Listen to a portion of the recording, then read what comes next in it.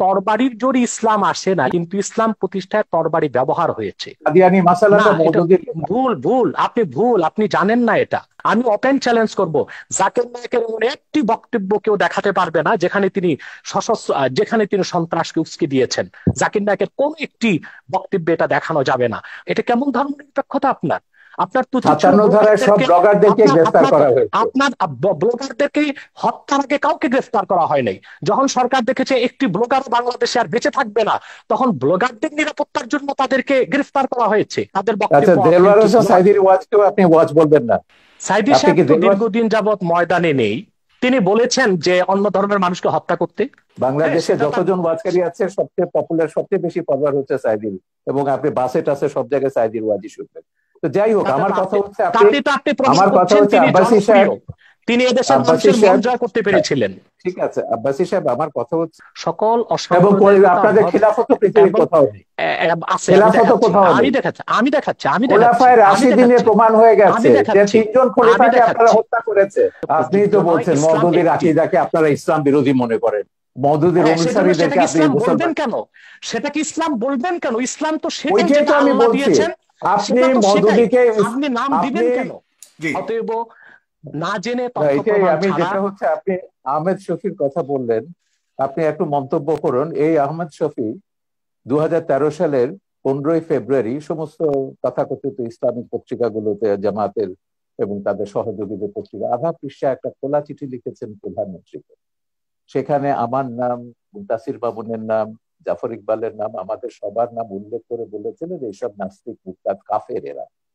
এবং তারপর যেটা ব্লগারদের বিরুদ্ধে তিনি তার ঘাতকদেরকে লেলিয়ে দিলেন, তারপর তো সিরিজ অফ ব্লগার হত্যা আমরা দেখলাম, এবং প্রত্যেকে তারা বলেছে, এবং যারা ওই যে ইয়েটা করেছে, এই হলি আর্টিজান ঘটিয়েছে, তারাও বলেছে তারা জাকির নায়কের ওয়াজ শুনে এবং আহমদ শফির ওয়াজ শুনে তারা এগুলো করেছে। ধর্ষণের ব্যাপারে তিনি যেটা বলেছে, ধর্ষণটা বেড়েছে কেন? আহমদ শফির সেই ওয়াজ কি আমরা ভুলে গেছি? এখনো ইউটিউবে আপনি পাবেন যে গার্মেন্টস এর মেয়েদেরকে তিনি ঘর থেকে বেরোতে মানা করছেন, ঘর থেকে বেরোলে পুরুষের লালা ঝরবে, এবং যে পুরুষের লালা ঝরবে না সে পুরুষ নয়, তাদেরকে প্রকারান্তরে যে গার্মেন্টস এর মেয়েদেরকে জেনাকারিনী বলছে, যে এরা বাইরে যায় জেনা করবার জন্য। এবং আমার ও ছবি তো ওখানে আছে, একজন এসে বলেছেন যে ইসলামী আইন অনুযায়ী তিনি প্রমাণ ছাড়া এমন কথা বলতে পারেন না, সেই অনুযায়ী তার 80টা দৌড়াপেক হবে। আমি সেইখানে যাচ্ছি না, আমার কথা হচ্ছে দিস ইজ বাংলাদেশ, এটা বাংলাদেশ। এখানে এখনো ইসলামী হুকুমত কায়েম হয়নি, এখনো কোরআনের আইন কায়েম হয়নি। বাংলাদেশ চলবে বঙ্গবন্ধু যে সংবিধান দিয়ে গেছেন সেই সংবিধান অনুযায়ী। যেদিন আপনারা খিলাফত কায়েম করবেন সেদিন আপনাদের কোরআনের আইন কায়েম করুন, আমাকে 100 বার আপনারা হত্যা করুন, তাতে কিছুই যায় আসে না। কিন্তু কথা হচ্ছে যতক্ষণ পর্যন্ত এটা বাংলাদেশ আছে, ততক্ষণ পর্যন্ত বাংলাদেশের সংবিধানের মূলনীতি আপনাকে বিশ্বাস করতে হবে, আমার বাঙালিত্বের চেতনাকে বিশ্বাস করতে হবে। ধর্ম আমি 100 বার বদলাতে পারি, কিন্তু আমি কখনো আমার এথনিক আইডেন্টিটি, বাঙালি সত্তা, আপনিও এখন বাংলায় কথা বলছেন, আপনি নিজেও একজন, 1000 বছর ধরে আপনার পূর্বপুরুষরা বাঙালি ছিলেন, এবং ইসলাম গ্রহণ করবার আগে অন্য ধর্ম ছিল কিংবা কোনো ধর্ম ছিল না। ধর্ম আপনি বদলাতে পারেন, কিন্তু যেটা আপনি বদলাতে পারেন না সেটা হচ্ছে আপনার জাতিসত্তা, এথনিক আইডেন্টিটি। এথনিসিটি অনুযায়ী আমরা 5000 বছরের একটা প্রাচীন জাতি, এই প্রাচীন জাতির আমাদের একটা সভ্যতা আছে, ঐতিহ্য আছে, এবং সংবিধানে এগুলো রক্ষার কথা দায়িত্ব রাষ্ট্রকে দেওয়া হয়েছে। আমাদের ঐতিহ্য এগুলো আমাদের রক্ষা করতে হবে, তারপরে আমরা যে যা ধর্ম পালন করব। কেউ যদি ধর্ম পালন না করে, তারও এই দেশে থাকবার সমান অধিকার মর্যাদা দিতে হবে, এবং আছে সংবিধান অনুযায়ী সেটা আছে। আমার কথা হচ্ছে সহিষ্ণুতা প্রদর্শন করুন, সৌভ্রাতৃত্ব প্রদর্শন করুন, ইসলামকে কলঙ্কিত করবেন না, রাজনীতি টেনে এনে সন্ত্রাসকে বৈধতা দিয়ে ইসলামকে আপনারা দয়া করে কলঙ্কিত করবেন না। পশ্চিমারা একটা অজুহাত পেয়ে গেছে, ইসলাম ব্যাশিং একটা শব্দ পশ্চিমে, এবং তাদেরকে গিয়ে বোঝাতে হয় যে না, আমাদের দেশে ইসলাম হচ্ছে, এটা সুফিদের ইসলাম, এটা শান্তির ইসলাম, কিছু সংখ্যক বিপদগামী এগুলো আইএস আল কায়দার প্ররোচনায় তারা এগুলো করছে। কিন্তু এই কথাগুলো যখন আমরা ভিন্ন ধর্মকে যখন আক্রমণ করছি ওয়াজের নাম, ভিন্ন মতাবলম্বীদের যখন আক্রমণ করছি ওয়াজের নাম, এবং অশ্লীল কদর্য ভাষায় কথা বলা হচ্ছে, এবং তখন আপনি কি ধারণাটা দিচ্ছেন ইসলাম সম্পর্কে সেটা বলুন। এবং সেইটার যদি বদলা যদি ভারতের হিন্দু মৌলবাদীরা নেয় কিংবা বারবার বুদ্ধিস্ট মৌলবাদীরা নেয়, সেটার আপনি কি জবাব দেবেন? এই জন্য আমি বলি যে বিশ্বের 57টা দেশে মুসলমানরা মেজরিটি, মাইনরিটির রেসপেক্ট করুন, সমান অধিকার মর্যাদা দিন, তাদেরকে ওইভাবে ফতোয়া দিয়ে তাদেরকে হত্যা বা আঘাত করবার ক্ষেত্র তৈরি করবেন না, তাদেরকে প্ররোচিত করবেন না কাউকে যে না শাহরিয়ার কবিরকে হত্যা করলে তুমি বেহেশতে যাবে। এটাই তো তৈরি করা হচ্ছে উন্মাদনা। ব্লগার হত্যার পেছনে এটাই ছিল যে ওকে খুন করতে পারলে, বাবাকে খুন করতে পারলে তুমি বেহেশতে যাবে। জি, এটাই জনসংখ্যা আমি আপনার কাছে অনেকগুলি প্রশ্ন দর্শক সারি থেকে অনেকেই লিখেছেন। আমি সব প্রশ্ন করা সম্ভব নয়। প্রায় 9,000 শেয়ার করেছেন, এখান থেকে প্রায় হাজার হাজার মন্তব্য এসছে। কেউ কেউ লিখেছেন, যেমন এম এ বাসিত আশরাফ, তিনি লিখেছেন পৃথিবীতে, শাহরিয়ার কবির সাহেবের কাছে প্রশ্ন করেছেন, পৃথিবীতে প্রথম মানবাধিকার এবং নারীদের সম অধিকারের প্রতিষ্ঠাতা কে? উনি কি জানেন পশ্চিমা বিশ্বের দার্শনিকেরা পৃথিবীর শ্রেষ্ঠ মানব দরদী মানুষ হিসেবে কাকে স্বীকৃতি দেয়? ডেফিনেটলি তিনি কাকে মিন করেছেন আপনি জানেন। সেক্ষেত্রে আপনার বক্তব্য জানতে চেয়েছে এই একজন লেখক। এরপরে রয়েছেন কাফায়েতুল্লাহ সাহেব, আপনার মুক্তিযুদ্ধের অবদান সম্পর্কে জানতে চেয়েছে। এরপরে লিখেছেন, বাংলাদেশের স্বাধীনতা আন্দোলনে যারা যুদ্ধ করেছে তারা কি সবাই স্বাধীনতা বুঝতো? তারা কি জেনে শুনে সবাই মুক্তিযুদ্ধে অংশগ্রহণ করেছে? তাহলে নাস্তিকের বিরুদ্ধে আন্দোলন করতে হলে সবাইকে জানতে হবে কেন? এই ধরনের অনেকগুলি প্রশ্ন করেছেন। মাওলানা ওমর ফারুক লিখেছেন, পারভেজ জুয়েল লিখেছেন, এমডি মাসুম লিখেছেন, শাহিদ আহমেদ লিখেছেন, অনেকেই লিখছেন, লিখে যাচ্ছেন। আপনারা লিখতে থাকুন, আমি সম্ভব হলে কিছু নেব। তবে এই পর্যায়ে অনুষ্ঠানের শেষ প্রান্তে চলে এসেছি, 2 মিনিট করে শুধুমাত্র আপনারা দুজন আবারও শেষ বক্তব্য দেবেন। এগুলো কিন্তু জামাতিদের একটা পরিকল্পিত ব্লগ আছে। যখনই আমি কোনো কথা বলি টক শোতে 1,000 2,000 এগুলো ডিসলাইক আসবে এবং প্রশ্নগুলো করা হবে মুক্তিযুদ্ধ নিয়ে। এটা বলতে বলতে আমি ক্লান্ত হয়ে গেছি। আমার মুক্তিযুদ্ধের কি অবদান আছে, বাংলাদেশের স্বাধীনতা যুদ্ধের দলিলপত্রটা, এটা আগাগোড়া পড়ুন। আমি বলে দেবো না কোন পৃষ্ঠা, আপনাকে পড়তে হবে। এই সুযোগে যদি মুক্তিযুদ্ধের ইতিহাসটা আপনাদের মাথায় ঢোকে, পড়ে দিন শাহরিয়ার কবির কি করেছে মুক্তিযুদ্ধে, সাংস্কৃতিক স্কোয়াডে কি অবদান ছিল, সেখানে পাবেন। দ্বিতীয় কথা হচ্ছে মানবাধিকার নিয়ে।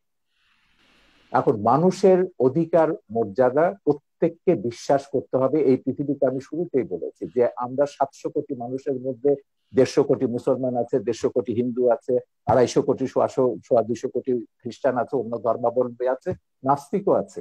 আমাদেরকে এই পৃথিবীটাকে বাসযোগ্য করতে হবে, এখানে বাঁচতে হবে সমান অধিকার মর্যাদাকে রেসপেক্ট করে। আমি শুধু এইটাই বলছি, আল্লাহ মানুষ সৃষ্টি করেছেন, আল্লাহ শুধু মুসলমান সৃষ্টি করেন। এইটুকু অন্তত শ্রদ্ধাবোধটা স্রষ্টার উপর। আপনার কোনো ডিরেক্ট কোনো প্রশ্ন রয়েছে কিনা একদম সম্পূর্ণভাবে, যেটা আপনি জানেন যে ডক্টর? না না, আমার কোনো প্রশ্ন নেই। আমি তো পরিষ্কার আছি, আমার অবস্থান সম্পর্কে আমি তো পরিষ্কার আছি। যারা বিভ্রান্ত তাদেরকে বলবো যে মানুষকে মানুষ হিসেবে মর্যাদা দিতে শিখুন। আল্লাহ বিচার করবেন কিয়ামতের পরে, কে দোজখে যাবে, কে বেহেশতে যাবে, কে কত পাপ করেছে, গুনাহ করেছে দুনিয়াতে। সেটাকে দুনিয়াতে আপনাকে এই যে জাগতিক শাস্তি, যেটা হচ্ছে ব্লাসফেমির যে কনসেপ্ট, এটা ইসলামের কনসেপ্ট না। কোরআনে কোথাও ব্লাসফেমির জাগতিক শাস্তির বিধান নেই। আল্লাহ নিজে শাস্তি দেবেন তাদেরকে, ব্লাসফেমার্সকে। এখন সেইটাকে আপনি ইহুদি খ্রিস্টান আইনের দিকের থেকে এখানে ইমপ্লিমেন্ট করছেন, আল্লাহর অধিকার আপনি নিজের হাতে তুলে নিচ্ছেন। আমার কথা হচ্ছে, বাংলাদেশে তো অন্য ধর্মের মানুষ আছে, 57টা দেশে মুসলমানরা মেজরিটি। এখন আমি যদি এখানে মেজরিটি রুল চাপাই, অন্যান্য দেশগুলোতে যখন তারা তাদের মেজরিটি রুল চাপাবে, সেই সব দেশের মুসলমানদের নির্যাতনের দায়িত্ব, ভারত বলুন, শ্রীলঙ্কা বলুন, কিংবা মায়ানমারের মুসলমানদের নির্যাতনের দায়িত্ব কিন্তু আমাদের মোল্লাদেরকে নিতে হবে। তারা যখন হিন্দুদের উপর, বৌদ্ধদের উপর নির্যাতন করবেন, রামুর মতো ঘটনা ঘটাবেন, নাসিরনগরের মতো ঘটনা ঘটাবেন, বা 2001 সালে নির্বাচনের সময়কার মতো ঘটনা ঘটাবেন। তো সেইটাই আমরা বলছি, আমাদের এখানে সব ধর্মের মানুষ সমান অধিকার মর্যাদা নিয়ে বাস করবে। সব ধর্মের মানুষ মুক্তিযুদ্ধে অংশ নিয়েছে। মুক্তিযুদ্ধে আমাদের কি স্লোগান ছিল, মুজিবনগর সরকারের পোস্টার দেখুন, বক্তৃতা দেখুন, নীতি নির্ধারকরা কি বলেছেন, পরিষ্কার হয়ে গেছে। যুদ্ধের ভেতর দিয়ে আমাদেরকে আপনার কাছ থেকে জাস্ট 1 সেকেন্ড 5 সেকেন্ড ভাস্কর্য নিয়ে আপনার বক্তব্য শুনতে চাই, যেটা অতি সম্প্রতি অনেক আলোচিত হয়েছে। যখন আমি মিশরে, তখন আমি মিশরে ছিল, মুসলিম ব্রাদারহুড যখন এটা নিয়ে একটা বিতর্ক, সালাফিরা বিতর্ক তুলেছিল, স্ফিংস থাকতে পারবে না। স্ফিংস এটা পৌত্তলিকতা এবং ভাস্কর্যতা। সেখানে একটা সুভেনির বিক্রি করতে, একজন সুভেনির বিক্রি, এবং বেশ লম্বা দাড়িওয়ালা, চোপা পরা, এই সাথে হুজুর টাইপের। আমি সুভেনি কিনতে বললাম, আমি তুমি ওহাবিরা সালাফিরা ওহাবি না, সালাফিরা সেখানে বলছে যে কি এটা তো হারাম হিসেবে। বলে দেখো, এটা হচ্ছে আমাদের সংস্কৃতি। ধর্ম আর সংস্কৃতি এক জিনিস না। সংস্কৃতিটা হচ্ছে খ্রিস্টান মুসলমান নির্বিশেষে, এটা সবগুলো আমাদের সংস্কৃতির অন্তর্গত। সালাফিরা দাবি করেছিল, মুসলিম ব্রাদারহুড তখন ক্ষমতায় ছিল, তারা সেটা ভাঙেনি। তিনি যে বলছেন যেসব দেশ খেলাফতের দিকে যাচ্ছে, বিশেষ করে তুরস্কের কথা তিনি উল্লেখ করলেন। হ্যাঁ, তুরস্ক খেলাফতের কথা বলছে, একটা ভাস্কর্য ভেঙেছে, উল্টো তারা নাকি এখন বঙ্গবন্ধুর ভাস্কর্য বসাবে আঙ্কারাতে। এই হচ্ছে ইসলাম, যেটা এরদোয়ান তুরস্কে করছে। তুরস্কে আমি হযরত জালালউদ্দিন রুমির বিশাল ভাস্কর্য দেখেছি, অন্যান্য ইসলামিক সুফিদের ভাস্কর্য দেখেছি, ইরানে আমি সুফিদের ভাস্কর্য দেখেছি।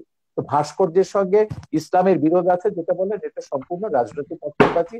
ভাস্কর্য সভ্যতার অংশ, ইতিহাসের অংশ, ইতিহাসের মহানায়ক সেটা ইসলামিক স্কলার আছেন, অন্যান্য আছেন, স্কলাররা আছেন। মিশরে যান, ইসলামিক স্কলার কেন, বুদ্ধিজীবীদের দেখবেন, সঙ্গীতকারদের দেখবেন।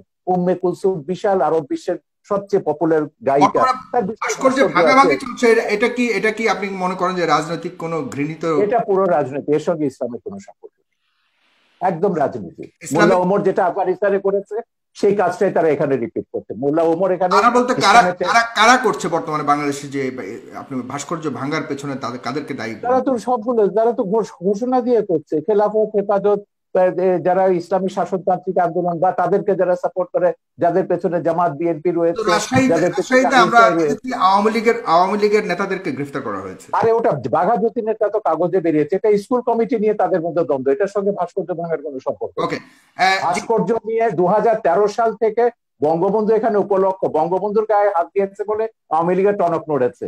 কেন হেফাজতে 13 দফায় ভাস্কর্য ভাঙার কথা নেই? জামাত ইসলামী আগে ভাস্কর্য ভাঙার কথা বলেনি? হেফাজতে 13 দফায় যা আছে, কাদিয়ানীদের কাফের ঘোষণা থেকে শুরু করে ব্লাসফেমি এন্ড পাল্স করা, সবগুলোই হচ্ছে জামাতের দফা।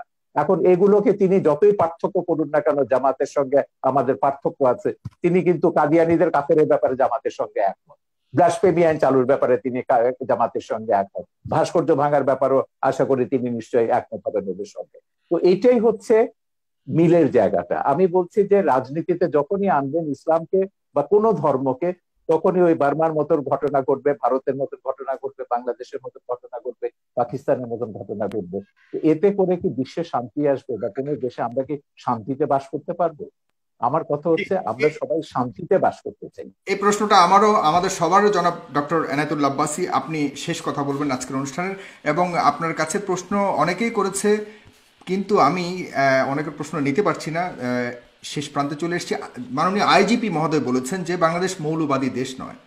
আপনারা কার ইশারায় কোন এজেন্ডা বাস্তবায়নের জন্য দেশটাকে মৌলবাদী চরিত্রের তকমা আটানোর চেষ্টা করছেন? আমরা তো আরব সহ বিভিন্ন রাষ্ট্র দেখি না জঙ্গি মিছিল করতে, জঙ্গি মিছিলের কথা বলেছে, কিন্তু আপনারা আমাদের কথায় কথায় আমাদের দেশে জঙ্গি মিছিল করেন। তাহলে দেশটিকে জঙ্গিবাদের দিকে ঠেলে দিচ্ছেন কিনা, কারো উদ্দেশ্য হাসিল করতে চাচ্ছেন কিনা? এবং ফ্রান্সের কথা বলেছেন তিনি, পাশাপাশি তিনি বলেছেন যে এদেশে ইসলাম প্রচার করেছিলেন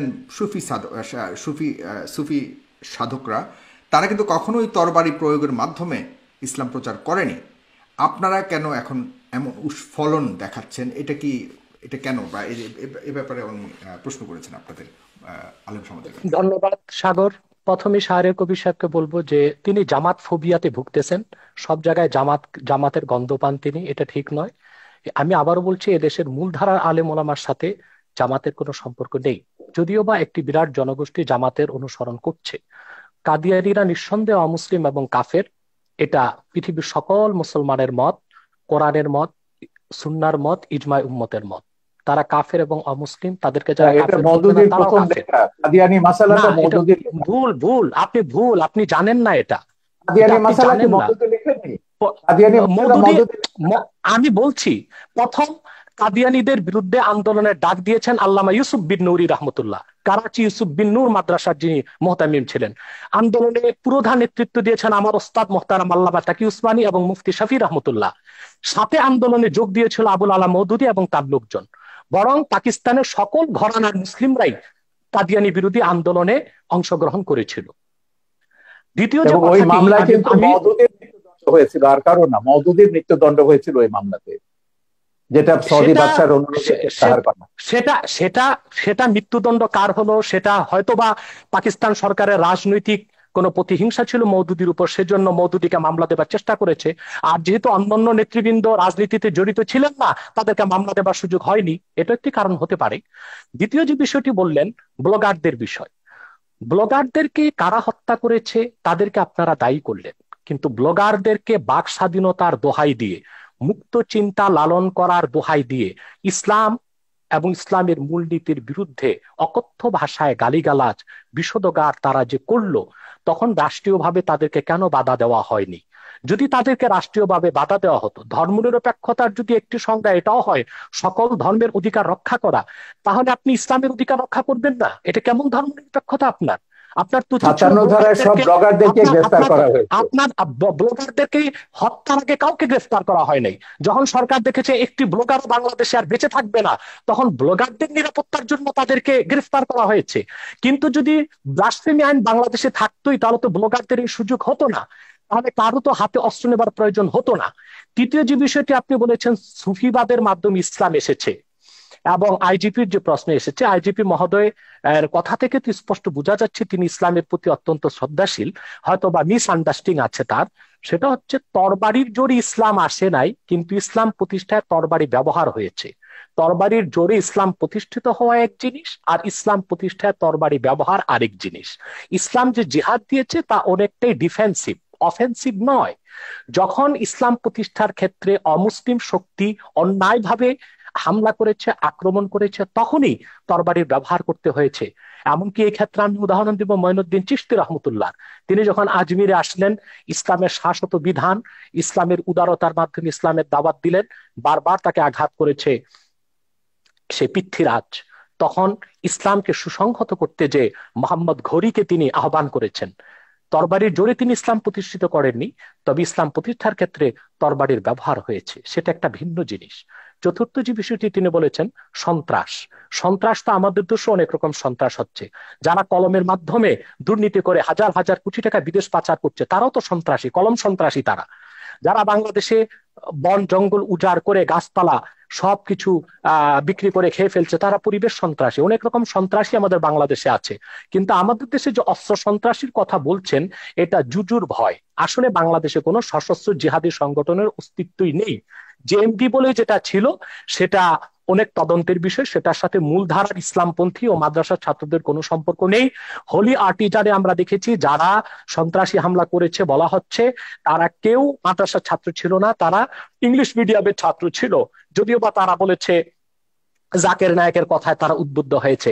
আমি ওপেন চ্যালেঞ্জ করব, জাকের নায়েকের এমন একটি বক্তব্য কেউ দেখাতে পারবে না যেখানে তিনি যেখানে তিনি সন্ত্রাসকে উস্কে দিয়েছেন। জাকির নায়েকের কোন একটি বক্তব্যে এটা দেখানো যাবে না। মূলত এটা ছিল একটি প্রি প্ল্যান প্রোগ্রাম। জাকির নায়েকের বক্তব্য বন্ধ করা, ভারত থেকে তাকে বিতাড়িত করার জন্য এটা একটি সাজানো নাটক ছিল।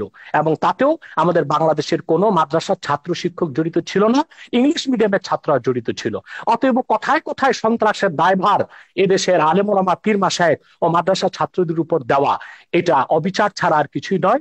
এটা প্রত্যক্ষ বা পরোক্ষ যেভাবেই হোক ইসলাম বিদ্বেষ ছাড়া আর কিছু নয়।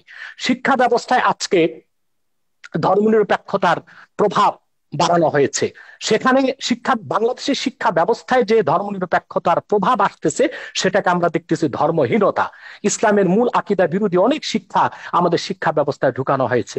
যেমন নবম থেকে মাস্টার্স পর্যন্ত প্রাণীবিজ্ঞান, জুলজিতে দ্য থিওরি অফ এভোলিউশন, ডারউইনের বিবর্তনবাদকে ঢুকানো হয়েছে বাংলাদেশে। অথচ সারা দুনিয়ার বিজ্ঞানীগণ একমত হয়েছে the theory of evolution is not a scientific fact, it is nothing but hypothesis of Darwin. বিবর্তনবাদ এটা বৈজ্ঞানিক কোনো প্রমাণিত বিষয় নয়, এটা হচ্ছে ডারউইনের একটি মন গড়া মতবাদ। অথচ তা আমাদের শিক্ষা ব্যবস্থায় ঢুকানো হয়েছে। যারাই বিবর্তনবাদ করবে পরকালে তারা অবিশ্বাসী হবে, ইসলাম থেকে তারা দূরে সরে যাবে।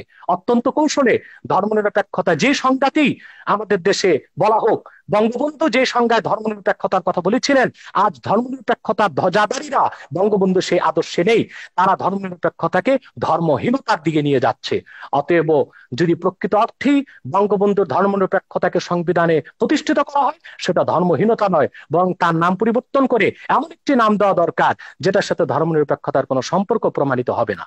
ধন্যবাদ। ধর্মনিরপেক্ষতা বঙ্গবন্ধুর দেয়া নাম, সেকুলারিজম বাংলা তর্জমা তিনি ধর্মনিরপেক্ষতায় করেছেন। রাষ্ট্র ধর্মের ব্যাপারে নিরপেক্ষ থাকবে, সব নাগরিক সমান অধিকার মর্যাদা ভোগ করবে, এটাই হচ্ছে বঙ্গবন্ধু ধর্মনিরপেক্ষতার সারকথা। প্রত্যেক নাগরিক তার নিজের ধর্ম পালন করবে, ধর্ম পালনের স্বাধীনতা থাকবে, কিন্তু আপনি আপনার ধর্ম আরেকজনের উপর জোর করে চাপাতে পারবেন না, আরেকজনকে হত্যার প্ররোচনা দিতে পারবেন না। বাংলাদেশে কোন মুসলিম চিন্তাবিদ ইসলাম ধর্মকে অন্যের উপর চাপিয়ে দেবার চেষ্টা করেননি, এর কোন নজির ওয়াজগুলো আপনারা দেখেন, দেখাতে পারবেন না। না না, ওয়াজ বা আমি প্রত্যেকটা নিজে ওয়াজে ওয়াজ তারা, করি, আপনি আপনি ওয়াজ শুনেছেন না আওয়াজ শুনেছেন আমি জানি না।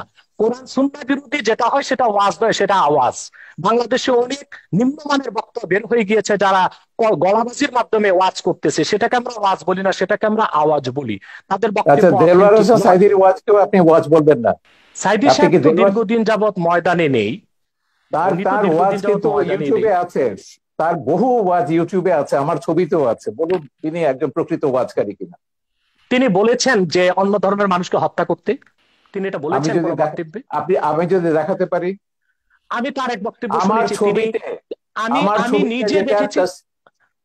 আমি জি, আপনাকে বলি, এদের যে ওই যে মুফতি হান্নানের উপর যে ছবিটা বানিয়েছি, যে সাইদির একজন খুব ঘনিষ্ঠ অনুসারী ছিল যখন সে জামাত করতো, সে প্রত্যেকের নাম ধরে বলেছে, শামসুর রহমান থেকে শুরু করে হুমায়ুন আজাদ থেকে শুরু করে তসলিমা। আমি বলে দেখে লেখা পড়েছে, বলে না লেখা পড়েনি, কিন্তু আমাদের হুজুররা বলেছেন এরা ইসলাম বিরোধী, এরা মুরতাদ, এরা কাফের এবং এরা ওয়াজিবুল কাতাল, ওদেরকে যেখানে পাওয়া যাবে সেখানে হত্যা করতে হবে। এটা পড়ছে, তার জিহাদ ছবিতে আমি দেখেছি। ওয়াজের সাইদির বক্তব্য আছে, হান্নানের বক্তব্য আছে, মুফতি হান্নানের বক্তব্য আছে, আপনি দেখে নিন, ইউটিউবে পাবেন।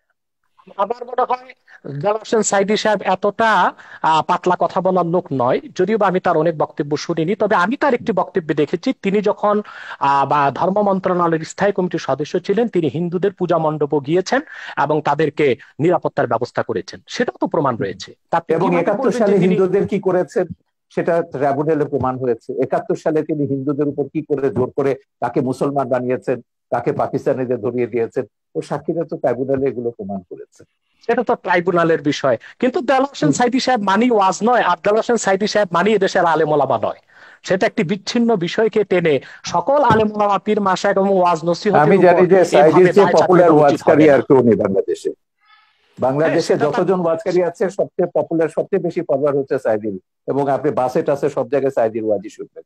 তো যাই হোক, তাতে আমার তো কথা আপনি হচ্ছে তাতে তো আপনি প্রমাণ আমার কথা করছেন হচ্ছে তিনি আব্বাসী জনপ্রিয়, সাহেব, তিনি এদেশের আব্বাসী মানুষের মন সাহেব, জয় করতে পেরেছিলেন।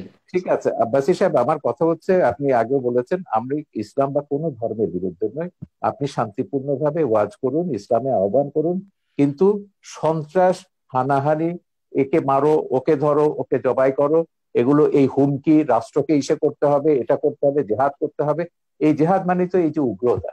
এবং এই উগ্রতার কারণে আপনি কিন্তু ওই যে ইরাকের কথা বলেছেন, আপনি কোথায় ছিলেন আমি জানি না, ইরাকে যখন রাত্রেবেলায় আমেরিকা আক্রমণ করলো, আমরা পরের দিন বিশাল মিছিল বার করেছিলাম ইরাকে আমেরিকার হামলার বিরুদ্ধে। এখন ইরাকে কি করেছে? ইরাকে তো একটা সেকুলার ইস্যু ছিল, ইরাক ছিল সাদ্দাম হোসেনের, এবং সেই সেকুলার কি ইস্যুর পরে করতো কি হলো, সেজন্য ইরাকে, মিছিল করেছেন।